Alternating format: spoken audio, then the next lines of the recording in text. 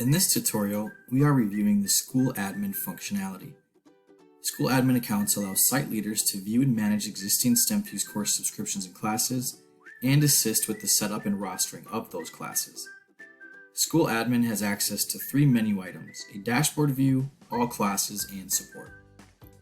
Your dashboard view shows you your school information, current course subscriptions and renewal dates, and a review of all of the users, teachers, and students at your school.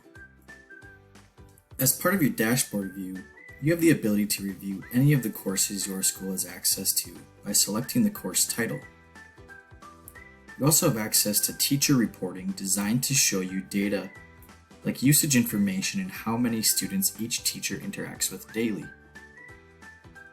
To add teachers or students to your school, navigate to the Manage Users section of your dashboard view. You can add teachers or students via import by following the instructions, or by selecting Create an Account to create one account by entering in the required fields. Navigating to the All Classes section of your school admin account allows you to view data on existing classes and progress made by students within each class.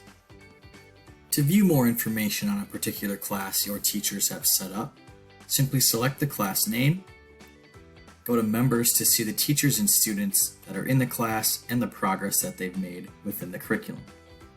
While teachers do have access to set up their own classes and students, the school admin can assist in that process as well. To set up a class for a teacher, you need to have the teacher's username handy.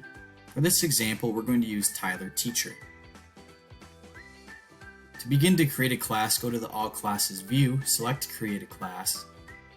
You're then able to name the class, select an icon, select then the program in which the teacher will be using. So this is the STEMFuse subscription that your school has.